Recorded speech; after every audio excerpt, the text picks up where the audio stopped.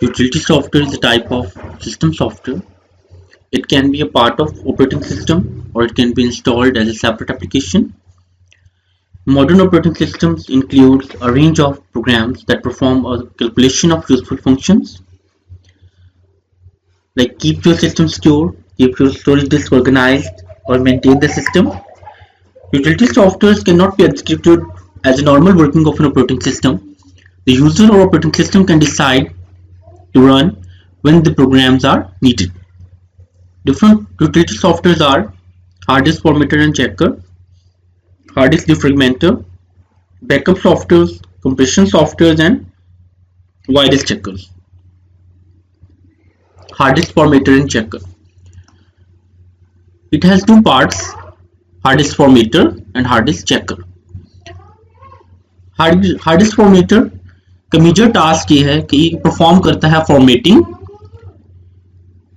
जो hard disk पे existing data होता है उस एग्जिस्टिंग डाटा को रिमूव करता है, नए सेक्टर्स और ट्रैक्स जो है वो क्रिएट करता है और हार्ड डिस्क को इस काबिल बनाता है कि आप नया डाटा जो है वो हार्ड डिस्क के ऊपर स्टोर कर सकें। और इसके साथ ही एक सेटअप करता है फाइल सिस्टम को कि किस फाइल सिस्टम की बेस पे किस फाइल सिस्टम मेथड और टेक्निक को यूज करते हुए फाइल्स को स्टोर किया जाएगा हार्ड डिस्क के ऊपर। दो तरह की मेथड्स हैं, fat system and NTFS system. और साथ में एक फाइल एलोकेशन टेबल क्रिएट करता है जिस फाइल एलोकेशन टेबल के अंदर फाइल का नेम और फाइल का जो फिजिकल एड्रेस है कि फाइल जो है वो किस किस सेक्टर के ऊपर, किस उसका फाइल का पोर्शन जो है वो किन सेक्टर्स के ऊपर स्टोर्ड है,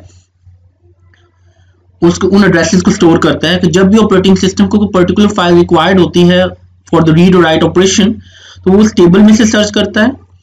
अगर तो फाइल अवेलेबल है तो उस फाइल को ओपन करेगा, अदरवाइज एरर मैसेज शो कर देगा कि फाइल डज नॉट एग्जिस्ट। और जब भी कोई नई फाइल ऐड करेंगे हार्ड डिस्क के ऊपर या उस फाइल को डिलीट करेंगे तो ऑटोमेटिकली फाइल एलोकेशन टेबल जो है वो अपडेट हो जाएगा। और थर्ड टास्क जो हार्ड डिस्क फॉर्मेटर परफॉर्म कर सकता है that is partitioning of the hard disc, कि हम हार्ड डिस्क को डिफरेंट ड्राइव्स के अंदर, लॉजिकल ड्राइव्स के अंदर डिवाइड कर सकते हैं। Second part of hard disk formatter और checker is hard disk checker और ये परफॉर्म करता है दो तरह के टास्क, दो तरह की जॉब परफॉर्म करता है। The first job is disk content analysis and second job is disk repairing. Disk content analysis के अंदर ये चेक करता है कि क्या हार्ड डिस्क के ऊपर कोई एरर तो एग्जिस्ट नहीं करता और ये किस टाइप के एरर्स को फाइंड आउट कर सकता है, चेक आउट कर सकता है। The physical defects of the hard disk and the physical defects of hard disk are called bad sectors. Bad sectors जो है वो डिफरेंट वजह की वजह से हो सकती हैं, जैसे कि मैन्युफैक्चरिंग प्रोसेस के दौरान हार्ड डिस्क का कुछ पोर्शन जो है वो फिजिकली डैमेज हो गया हो, मिस हैंडलिंग कि आप जब हार्ड डिस्क को मूव कर रहे हैं वर्किंग कंडीशन में from one location to other location in a portable devices तो हो सकता है रीड और राइट हेड जो है वो आपकी हार्ड डिस्क को डैमेज कर दे, उस रिक्वायर्ड पोर्शन को डैमेज कर दे जहां से आप डाटा को रीड और राइट कर रहे हैं। लॉस ऑफ पावर की वजह से बैड सेक्टर हो सकता है, या कोई प्रोग्राम आपने एग्जीक्यूट किया और उस प्रोग्राम के साथ मैलिशियस सॉफ्टवेयर अटैच्ड है, उस प्रोग्राम में एरर आया है, उस एरर की वजह से आपका सिस्टम जो है वो सडनली शट डाउन हो गया है, तो वो जो फाइल्स होंगी उस पर्टिकुलर सेक्टर के ऊपर वो फाइल्स आप दोबारा एक्सेस नहीं कर सकते हैं। तो डिस्क रिपेयरर जो है ये मार्क करता है बैड सेक्टर कि किस डिस्क का कौन सा पोर्शन, कौन से ट्रैक्स जो हैं वो एज ए बैड सेक्टर हैं, जिन पे बैड सेक्टर एग्जिस्ट करता है, वो फिजिकली डैमेज्ड है और उसकी फाइल्स जो हैं वो फाइल एलोकेशन टेबल में उनका स्टेटस जो है वो शो कर देता है कि ये फाइल जो है वो फर्दर अवेलेबल नहीं होंगी for different operation, for read और write operation, for updation operation and so on. तो क्योंकि फाइल्स की इंटीग्रिटी जो है वो अफेक्ट हुई होती है, फाइल में जो डाटा होता है वो अफेक्ट हो चुका होता है, फाइल की एक्यूरेसी जो है वो इंश्योर्ड नहीं होती है और डिस्क रिपेयरर जो है उन बैड सेक्टर पे जो स्टोर्ड फाइल्स हैं उनको रिकवर करने की कोशिश करता है।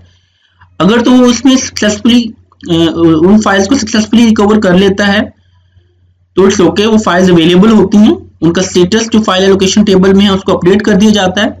और अगर वो इनको रिकवर नहीं कर सकता, मैलिशियस सॉफ्टवेयर इतना स्ट्रांग है कि डिस्क रिपेयरर जो है उसको रिपेयर नहीं कर पाता उस पोर्शन को, तो वो फाइल्स जो है वो परमानेंटली डिलीट कर दी जाती हैं। Second utility software is hard disk defragmenter. Hard disk formatter ने फॉर्मेटिंग परफॉर्म करते हुए हार्ड डिस्क के ऊपर डिफरेंट टाइप के सेक्टर्स और ट्रैक्स बना दिए ताकि डाटा को हम वहां पे स्टोर कर सकें। और जो एक सेक्टर क्रिएट होता है उस सेक्टर का जो साइज है दैट इज ओनली 512 बाइट्स। ठीक है, इसको आप कह सकते हैं this is a building block, basic building block of a storage device. जब हम डाटा को स्टोर करते हैं तो उसका जो बेसिक यूनिट है डाटा स्टोरेज का दैट इज सेक्टर।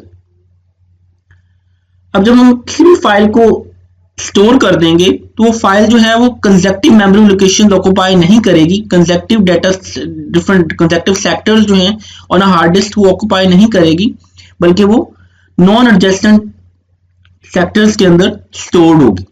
जैसे कि ये लॉजिकल अरेंजमेंट आपको इस डायग्राम में नजर आ रही है कि आपके पास 3 फाइल्स हैं, फाइल ए, फाइल बी और फाइल सी, और टोटल जो सेक्टर्स यहाँ पे शो किए गए हैं these are 10 sectors from 0 to 9। File A जो है वो ऑक्यूपाई कर रही है 0, 1 and 2 3 सेक्टर्स फुली और थर्ड सेक्टर का कुछ पार्ट, और बाकी पोर्शन जो है वो उसका अभी खाली है। फाइल बी जो है वो सेक्टर 4 को यूज कर रही है, लेकिन सेक्टर 4 कंप्लीटली यूज नहीं कर रही है बल्कि उसका कुछ पोर्शन यूज हो रहा है to store the file B, क्योंकि ये फाइल बी जो है वो छोटी फाइल है। और फाइल सी जो है वो यूज कर रही है sector number 6, 5 and some portion of the sector number 7।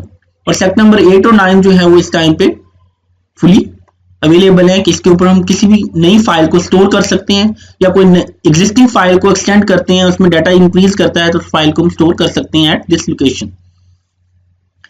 अब फाइल बी को अगर डिलीट कर दें तो सेक्टर 4 जो है वो आपके पास अवेलेबल है, यहाँ पे आप कोई नई फाइल स्टोर कर सकते हैं जो स्मॉल फाइल होगी। और फाइल ए जो है अगर हम उसको एक्सटेंड करते हैं तो फाइल ए का जो डाटा है, अब फॉर एग्जांपल पहले वो 3.5 सेक्टर्स को यूज कर रही थी, 0, 1 and 2 और half portion of the third sector. तो हाफ पोर्शन 3 सेक्टर का फ्री था, 8 सेक्टर फ्री है और 9 सेक्टर फ्री है आपके पास। तो अब अपने 2 मोर सेक्टर्स ऑक्यूपाई करने हैं क्योंकि फाइल के डाटा जो है वो इंक्रीज कर गया है। अब जो नए 2 सेक्टर्स आपको रिक्वायर्ड हैं, लेकिन आप अगर कंसेक्टिव एलोकेशंस को देखें, कंसेक्टिव सेक्टर्स को देखें तो आपके पास 1.5 कंसेक्टिव लोकेशन फ्री है, और फिर आपको जो है हाफ सेक्टर मोर रिक्वायर्ड है to store the extended file A. अब ऑपरेटिंग सिस्टम क्या करेगा with the help of this defragmenter, इसको जहां sorry not with the help of this defragmenter, operating system इसको डायरेक्टली क्या करेगा हार्ड डिस्क के ऊपर स्टोर कर देगा वो पोर्शन, हाफ पोर्शन जो कि उसका थर्ड सेक्टर का बच्चा था। सेक्टर 4 को यूज नहीं करेगा क्योंकि आपको फाइल ए को फर्दर स्टोर करने के लिए 1.5 सेक्टर्स रिक्वायर्ड है, तो उसको उस लोकेशन पर मूव कर देगा जहां पे 1.5 सेक्टर्स अवेलेबल है। और सेक्टर 4 को जो है वो रिजर्व रखेगा ताकि कहीं भी अगर स्मॉल फाइल आती है तो स्मॉल फाइल को इस सेक्टर के ऊपर स्टोर कर देगा। अब हार्ड डिस्क डिफ्रेगमेंटर का मेन पर्पस क्या है कि ये आपकी फाइल्स को रीऑर्गेनाइज करता है कि आपकी फाइल्स जो हैं वो डिफरेंट सेक्टर्स पे, नॉन एडजेसेंट सेक्टर्स पे स्टोर्ड होती हैं। जैसे कि आपको फिगर में शो करवाया गया है कि आपके पास 6 फाइल्स हैं और हर फाइल को एक हमने कलर असाइन कर दिया है। और अगर आप देखें तो ये जो फर्स्ट ग्रिड है इसमें स्कैटर्ड कलर्स आपको नजर आ रहे हैं। स्कैटर्ड कलर्स एक्चुअली हैं कि अपने डिफरेंट सेक्टर्स पे फाइल्स को स्टोर किया है। अब डिस्क डिफ्रेगमेंटर की मदद से इन फाइल्स को रीऑर्गेनाइज करेंगे और जहां तक पॉसिबल होगा इन फाइल्स को हम कंसेक्टिव सेक्टर्स के अंदर, एडजेसेंट सेक्टर्स के अंदर सेव करेंगे ताकि डाटा राइट करना, डाटा को रीड करना और फाइल्स को एक्सेस करने में प्रॉब्लम ना हो। तो डिफ्रेगमेंटर ने क्या किया, इन स्कैटर्ड फाइल्स को जहां तक पॉसिबल था उनको एक सीक्वेंस में अरेंज कर दिया और आपकी फाइल जो है अब उनको एक्सेस करने में आपको कोई दिक्कत नहीं होगी, कोई प्रॉब्लम नहीं होगा। For a large disk it will take some time, क्योंकि जितनी ज्यादा डिस्क की स्पेस है उतना ज्यादा टाइम आपको रिक्वायर्ड है to defragment the file, to defragment the files on a disk. It will become impossible if the disk is too full, अगर उस वक्त भी ये पॉसिबल नहीं होगा क्योंकि अगर आपकी डिस्क ज्यादा फुल है तो आपको एक्स्ट्रा स्पेस रिक्वायर्ड होगी जिस स्पेस पे आप पहले उन फाइल्स को एडजस्ट करते जाएंगे, मेमोरी फ्री करेंगे, मींस स्टोरेज डिवाइस की जो आपके पास स्टोरेज कैपेसिटी है उसको फ्री करेंगे, सेक्टर्स फ्री करेंगे, और फ्री करने के बाद उनको अरेंज करेंगे कंसेक्टिवली। तो उसके लिए आपको एक लार्ज स्पेस रिक्वायर्ड है, और आपकी डिस्क ऑलरेडी फुल्ड है तो ये पॉसिबल नहीं होगा। बैकअप सॉफ्टवेयर जो हैं वो फाइल्स के बैकअप्स को क्रिएट करने के लिए यूज किए जाते हैं, और मैनुअली बैकअप जो हम यूज करते हैं लेते हैं कि हमने फाइल क्रिएट की और उस फाइल को हमने हार्ड डिस्क पे भी स्टोर रखा और उसको फ्लैश ड्राइव में भी स्टोर कर दिया, एक memory stick, flash memory stick में भी स्टोर कर दिया। तो memory sticks are required for taking the backups, या पोर्टेबल हार्ड डिस्क भी हो सकती हैं। Safer and more reliable approach is to use the backup utility software programs, और उनके लिए भी आपको मेमोरी स्टिक्स या पोर्टेबल हार्ड डिस्क जो है वो रिक्वायर्ड होंगी, क्योंकि जो पोर्शन आप एज ए बैकअप ले रहे हैं अपने हार्ड डिस्क का, उसको आपको किसी और सेकेंडरी प्लेस के ऊपर एक सेकंड ड्राइव के अंदर स्टोर करना होगा। वो ड्राइव आपकी other than the hard disc होगी। वो पोर्टेबल हार्ड डिस्क हो सकती है, वो कोई मेमोरी ड्राइव हो सकती है, फ्लैश ड्राइव हो सकती है, आप गूगल ड्राइव वगैरह पे भी अपना बैकअप जो है उसको प्लेस कर सकते हैं। तो बैकअप्स जब हम क्रिएट करते हैं तो बैकअप्स जो हैं वो प्रोडक्ट भी लिए जा सकते हैं और डेली बेसिस पे भी हो सकते हैं। डेली बेसिस पे at the end of every day जितना टास्क परफॉर्म किया होता है उसका बैकअप क्रिएट कर लिया जाता है, और पीरियोडिक बेसिस पे डिसाइड किया होता है कि वीकली बेसिस पे लेना है बैकअप, मंथली बेसिस पे लेना है, या फिर वो ईयरली बेसिस पे जो है वो बैकअप्स जो हम क्रिएट किए जाएंगे। लेकिन बेटर वे ये होता है कि वीकली बेसिस पे जो है डाटा जो है उसको बैकअप क्रिएट कर लिया जाए। हम शेड्यूल क्रिएट करते हैं कि बैकअप्स कब कब क्रिएट करने हैं। और सेकंड ये है कि हमारे पास बैकअप्स जो हैं वो दो तरह के क्रिएट हो सकते हैं, फुल बैकअप और इंक्रीमेंटल बैकअप। फुल बैकअप में स्पेस ज्यादा रिक्वायर्ड होती है, क्योंकि जब आपने एक कॉपी बैकअप की जनरेट कर ली फुल बैकअप में और अपने डाटा को अपडेट किया, तो अपडेट करने के बाद दोबारा उस सारे डाटा की कॉपी एक नई कॉपी जनरेट हो जाएगी, तो इसके लिए स्पेस ज्यादा रिक्वायर्ड होगी। लेकिन इंक्रीमेंटल बैकअप जो है वो क्या करते हैं कि सिर्फ जो अपडेटेड डाटा होता है उसी को एज ए बैकअप जो है वो क्रिएट करते हैं, और जो एग्जिस्टिंग डाटा होता है उसके साथ उसको अपेंड कर देते हैं। File compression software utility programmes हैं जो कि ऑलरेडी आप चैप्टर नंबर 1 में पढ़ चुके हैं, और इनका मेन पर्पस क्या है कि हम स्टोरेज स्पेस को रिड्यूस करते हैं।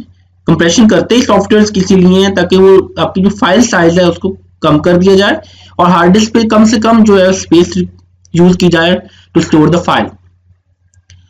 अब ऑपरेटिंग सिस्टम ये खुद से नहीं कर सकता, बल्कि यूजर जो है वो उसको इंस्ट्रक्ट करेगा कि किस पर्टिकुलर फाइल को जो है वो कंप्रेस करना है।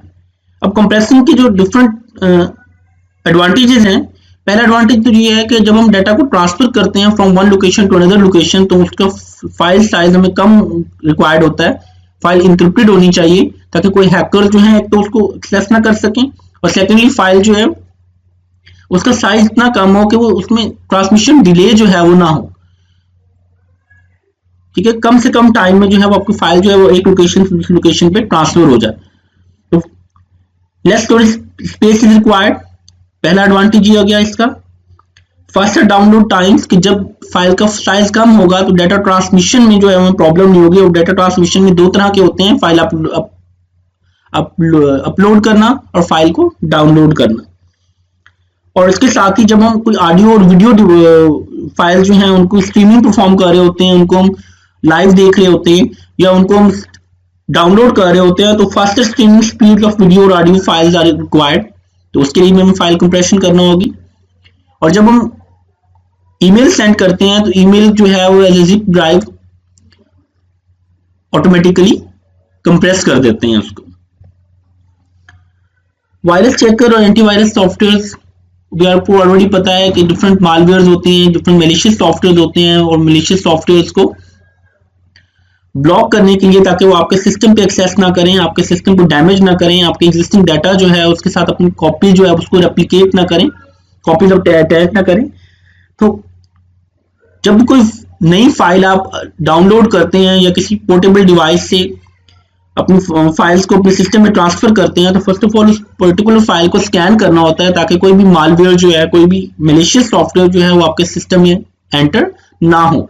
तो उसको ब्लॉक करने के लिए हमें एंटीवायरस सॉफ्टवेयर रिक्वायर्ड है जो कि वायरसेस को चेक करते हैं। अब एंटीवायरस सॉफ्टवेयर की एक अपनी डेटाबेस होती है, उस डेटाबेस के अंदर जो अवेलेबल वायरसेस होते हैं उन अवेलेबल वायरसेस की डेफिनेशन जो है वो स्टोर्ड होती हैं। और जब भी कोई फाइल आप ट्रांसफर करते हैं तो first of all antivirus check software जो है वो उस फाइल को रीड करता है, स्कैन करता है, और अगर उसमें कोई वायरस है तो अपने डेटाबेस में चेक करेगा कि क्या इस वायरस की डेफिनेशन अवेलेबल है। और डेफिनेशन में क्या चीज होती है कि इस वायरस को किस तरह से रिमूव करना है या इस वायरस को किस तरह से ब्लॉक करना है। ठीक है, अगर वो अवेलेबल नहीं होता तो फाइल जो है उसको अलाउ नहीं करता, वो कहता है कि ये जो फाइल है ये इन्फेक्टेड फाइल है। और अगर डेफिनेशन अवेलेबल है तो वो उसको ऑटोमेटिकली रिजॉल्व करता है, रिजॉल्व करने के बाद स्कैन करेगा, स्कैन करके एरर्स जो है वो फाइंड आउट करेगा और आपको बताएगा कि देयर आर एरर्स और इस फाइल में ये एरर्स हैं, क्या आप इसको रिमूव करना चाहते हैं, नहीं करना चाहते, या इसको उस फाइल को ब्लॉक करना चाहते हैं, व्हाटसोएवर कोई भी टास्क आप उस पर परफॉर्म कर सकते हैं। और अगर अब नए वायरसेस की डेफिनेशंस को अपडेट करने के लिए, नए वायरस डेफिनेशंस को ऐड करने के लिए in the database of the antivirus software, तो वायरस चेकर्स एंटीवायरस सॉफ्टवेयर को रेगुलर बेसिस पे अपडेट करना होगा ताकि वो जितने भी पॉसिबल एरर्स हैं, जितने भी पॉसिबल जो वायरसेस हैं, उन तमाम वायरसेस की इंफॉर्मेशन जो है वो आपके एंटीवायरस सॉफ्टवेयर के अंदर उसकी डेटाबेस के अंदर मौजूद होनी चाहिए। The second part of structure is program libraries. Program libraries जो हैं ये just like a normal library, जैसे नॉर्मल लाइब्रेरी में डिफरेंट बुक्स होती हैं, डिफरेंट कैटेगरीज की बुक्स है और उनको अरेंज कर दिया जाता है, इसी तरह से जो प्रोग्राम लाइब्रेरी है इसके अंदर जो है वो डिफरेंट टाइप के फंक्शंस होते हैं, डिफरेंट टाइप के प्रोसीजर्स होते हैं और सब रूटीन्स होती हैं जिनको हम कहते हैं कि दीज आर द प्रोग्राम्स, और उन प्रोग्राम्स को कैटेगरी वाइज जो है वो अरेंज कर देता है। तो programs in a program library are usually subroutines created to carry out a particular task, और वो प्रोग्राम जो है वो किसी भी जॉब को परफॉर्म करने के लिए, किसी भी टास्क को परफॉर्म करने के लिए जो है वो आपके प्रोग्रामिंग लैंग्वेजेस के अंदर अटैच कर दिए जाते हैं। Programmer can use these library programs within their own programs. तो प्रोग्रामर जो है वो जो ऑलरेडी जो प्रोग्रामर को 10 लाइंस, 15 लाइंस या 20 लाइंस खुद लिखनी थी वो खुद नहीं लिखेगा, बल्कि वो ऑटोमेटिकली जो ऑलरेडी सब रूटीन्स बनी हुई हैं, जो प्रोग्राम लाइब्रेरी में डाटा पड़ा हुआ है, फंक्शंस पड़े हैं, उन फंक्शंस को सिर्फ अपने प्रोग्राम के अंदर यूज कर लेगा, उनको लिंक करवा देगा। जब हम एक नया प्रोग्राम क्रिएट करते हैं तो हो सकता है कि उस प्रोग्राम के अंदर एरर्स हों, और उन एरर्स को हम किस तरह से रिमूव करते हैं, हमें कैसे पता चलता है कि इस प्रोग्राम के अंदर एरर है, या हमें प्रोग्राम्स को टेस्ट करना होता है, या उस प्रोग्राम के अंदर डिफरेंट टाइप के डाटा को यूज करके चेक करते हैं कि क्या ये किसी नॉर्मल डाटा के लिए, अब नॉर्मल डाटा के लिए, एक्सट्रीम और लाइव डाटा के लिए कोई प्रॉब्लम तो नहीं क्रिएट कर रहा, क्या तमाम टाइप के डाटा के लिए एक्यूरेट रिजल्ट जो है वो डिस्प्ले कर रहा है या नहीं कर रहा। क्योंकि मोस्टली जो है वो आपका प्रोग्राम नॉर्मल डाटा के लिए उसको एक्चुअल आउटकम प्रोड्यूस करना चाहिए, एक्सट्रीम के लिए भी करना चाहिए, लेकिन एबनॉर्मल डाटा के लिए उसको कोई आउटपुट प्रोड्यूस नहीं करना चाहिए, क्योंकि एबनॉर्मल डाटा इनवैलिड डाटा होता है और सिर्फ वैलिड डाटा के लिए आपको उसका आउटपुट प्रोड्यूस करेगा। अब जो कि यूजर खुद से कोई प्रोग्राम राइट कर रहा है तो उसकी वो that is a time consuming process, उसको पहले उस नंबर ऑफ लाइंस को राइट करना होगा, राइट करने के बाद उसको वो टेस्ट करेगा, उसके एरर्स को रिमूव करेगा, और देन उसके पास एक जो है वो error free copy of program जो है वो जनरेट होगी। तो लाइब्रेरी प्रोग्राम जो है वो प्रोग्रामर का ये टाइम सेव करते हैं कि वो बिल्ट इन प्रोग्राम्स जो हैं, जो रेडीमेड प्रोग्राम्स हैं, उन्हीं को यूज करे अपने प्रोग्राम के अंदर for their need. As the programs are already tested and tried by the developer of the language and stored as a different categories, they are error free, जो कि already मैंने आपको बताया पहले। Programmers have to invoke or call the library programs from the program library। अब programmers जब वो programmes अपने सॉफ्टवेयर के अंदर या अपने प्रोग्राम के अंदर यूज करेंगे तो उनको उसकी डेफिनेशन राइट करने की जरूरत नहीं है, जस्ट उसको क्या करेंगे, कॉल करेंगे, इन्वोक करेंगे बाय देयर नेम।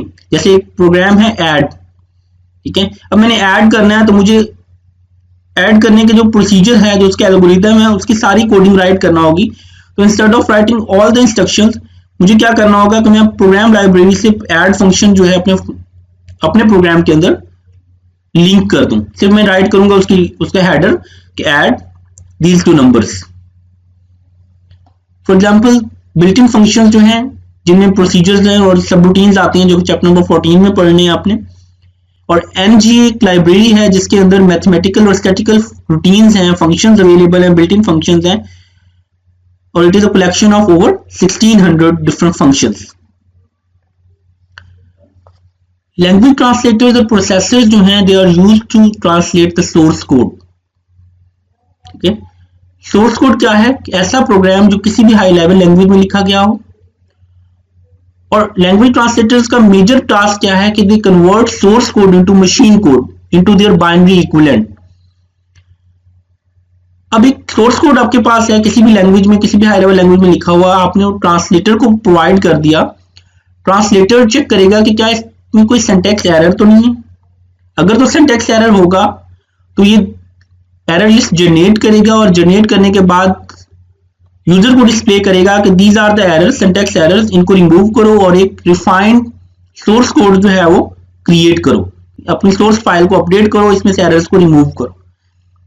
अब वो एरर्स रिमूव करके दोबारा लैंग्वेज ट्रांसलेटर को वो फाइल प्रोवाइड कर देगी। उसने अगेन चेक किया कि is there any syntax error. अगर कोई सिंटैक्स एरर है तो उसी तरह से उसको सोर्स कोड को रिफाइन करने के लिए भेज देगा एरर लिस्ट जनरेट करके। अगर नहीं है तो उसकी मशीन इक्विवेलेंट बाइनरी फॉर्म में उस प्रोग्राम को कन्वर्ट कर देगा। और कन्वर्ट करने के बाद अब ये जो एक फाइल क्रिएट कर रहा है, that file is called object file. ये फाइल एग्जीक्यूटेबल फाइल नहीं है। अब जितने भी यूजर ने बिल्ट इन फंक्शन यूज किए थे फ्रॉम द प्रोग्राम लाइब्रेरीज, जो उसने लाइब्रेरी प्रोग्राम्स यूज किए हैं, उन लाइब्रेरी प्रोग्राम्स की डेफिनेशंस को ऐड करना होगा विद द ऑब्जेक्ट कोड। अब वो कौन सा पोर्शन जो है वो लैंग्वेज ट्रांसलेटर्स का क्रिएट करेगा? एक लिंकर सॉफ्टवेयर होता है attached with the language translators, जो लिंक करता है all the definitions of library programs used in a program. ठीक है, कि प्रोग्रामर ने अपने प्रोग्राम के अंदर जितने भी लाइब्रेरी प्रोग्राम्स यूज किए होते हैं उनकी डेफिनेशंस की कॉपी जो है वो ऑब्जेक्ट कोड के साथ अटैच कर देता है और एक नई फाइल क्रिएट कर देता है। That file is called executable file. अब फॉर एग्जांपल ऑब्जेक्ट फाइल की जो साइज था दैट इज 1 MB, और जब उसके साथ डेफिनेशन अटैच कर देंगी और एग्जीक्यूटेबल फाइल बना दिया तो एग्जीक्यूटेबल फाइल का साइज हो गया 3 MB। तो 2 MB फाइल साइज जो है वो इंक्रीज कर गया। क्यों? क्योंकि हमने कॉपी ऑफ डेफिनेशन जो है लाइब्रेरी प्रोग्राम्स की वो अटैच कर दी with the actual source code, कि जहां जिस सोर्स कोड के साथ actually the source code is the equivalent machine code, sorry machine code is the equivalent of source code. तो मैं सोर्स कोड इसलिए कह रहा हूं कि सोर्स कोड वो कोड है जिसके अंदर हमने इन्वोक किया था किसी भी फंक्शन को, तो उसके इक्विवेलेंट ऑब्जेक्ट कोड बन गई। ऑब्जेक्ट कोड के अंदर उसने बाइनरी फॉर्म की इंफॉर्मेशन जो लाइब्रेरी प्रोग्राम्स की वो अटैच कर दी, स्टोर कर दी। अब इसका मेजर डिसएडवांटेज क्या है कि आपके तो फाइल साइज जो है वो इंक्रीज कर जाएगा। क्यों? क्योंकि आपको हर प्रोग्राम के लिए जितने भी नंबर ऑफ फंक्शंस आप यूज करेंगे, लाइब्रेरी प्रोग्राम यूज करेंगे, उनकी डेफिनेशन इसके साथ अटैच करना होगी। तो इससे एक तो ये स्टोरेज स्पेस जो आपको उस एग्जीक्यूटेबल फाइल के लिए हार्ड डिस्क पे रिक्वायर्ड है वो ज्यादा यूज करना होगी, वो इंक्रीज कर जाएगी। और इसके साथ साथ जब आप उसको लोड करेंगे मेमोरी के अंदर तो उसका जो मेमोरी साइज है वो भी इंक्रीज कर जाएगा। तो इस सिचुएशन को, इस प्रॉब्लम को ओवरकम करने के लिए एक डायनामिक लिंक्ड लाइब्रेरी बनाई गई। हम यूज करते हैं डायनामिक लिंक्ड लाइब्रेरी। इस लाइब्रेरी के अंदर जब भी हम कोई प्रोग्राम इन्वोक करते हैं, कॉल करते हैं, बिल्ट इन प्रोग्राम यूज करते हैं अपने फंक्शन के अंदर, अपने प्रोग्राम के अंदर, तो हमारी एग्जीक्यूटेबल फाइल के अंदर वो उसकी कॉपी नहीं होती, लिंकर उसकी कॉपी जनरेट नहीं करता, सिर्फ और सिर्फ उसको लिंक करता है। और जब हम उस प्रोग्राम को लोड करते हैं तो लोड करने के बाद वो तमाम जो प्रोग्राम्स यूज किए गए होते हैं from the dynamic linked library, उन प्रोग्राम्स की कॉपीज जो हैं वो उन प्रोसेसेस की जो सब रूटीन्स होती हैं उनकी कॉपी जो है वो मेमोरी के अंदर होती है और सिर्फ हम उसको लिंक करते जाते हैं। कि जब भी वो प्रोग्राम यूज करेंगे तो हम डायनामिक लिंक लाइब्रेरी से उसकी कॉपी जो उसको लिंक करेंगे, उसकी एग्जीक्यूशंस करवाएंगे और उसके बाद हमारा फर्दर प्रोग्राम जो है वो एग्जीक्यूट होना शुरू हो जाएगा। तो इससे एडवांटेज क्या होगा कि आपकी जो कॉपी अटैच हो रही थी डेफिनेशन की, वो कॉपी अटैच नहीं होगी, बल्कि आप रन टाइम एग्जीक्यूशन में कंट्रोल ऑफ ट्रांसफर कर रहे हैं from one piece of code to another piece of code. तो लेस स्टोरेज स्पेस रिक्वायर्ड होगी इसके लिए, हार्ड डिस्क के लिए भी, और जब हम उसको लोड करेंगे इन अ मेमोरी तब भी हमें कम से कम जो है वो स्पेस रिक्वायर्ड होगी। और अगर कोई नई सब रूटीन हम ऐड करते हैं रन टाइम पे, या नई सब रूटीन जो है उसको ऐड करते हैं, उसको ऑटोमेटिक और उसको कॉल करते हैं रन टाइम, तो वो ऑटोमेटिकली लोड होगी मेमोरी के अंदर और आपके प्रोग्राम को अपडेट करके आपके प्रोग्राम की एग्जीक्यूशन को परफॉर्म करेगी। डिसएडवांटेज इसका ये है कि हो सकता है कि जो बिल्ट इन फंक्शंस हैं किसी वजह से उनमें कोई एरर, उसको किसी वजह से उनकी फाइल्स के साथ कोई एरर अटैच हो गया, और वो जब आप उस प्रोग्राम अपने प्रोग्राम को एग्जीक्यूट करेंगे तो आपका जो रिजल्ट आएगा दैट इज नॉट करेक्ट। ठीक है, वो एक्सेप्टेबल रिजल्ट नहीं होगा, वो प्रोसीजर या वो सब रूटीन जो है वो आपके रिजल्ट को प्रोड्यूस करने में फेल हो जाएगी। क्यों? क्योंकि उसके साथ एरर था। उस एरर की वजह से जो आपकी एक्चुअल एग्जीक्यूशन थी वो डिस्टर्ब होगी, और जो प्रोग्रामर है वो इस एरर को फाइंड आउट भी नहीं कर सकता, क्योंकि वो एरर किस वजह से आया है, जो बिल्ट इन फंक्शंस हैं उन बिल्ट इन फंक्शंस की डेफिनेशन के साथ कोई मैलिशियस और मालवेयर जो है वो अटैच हो गया है।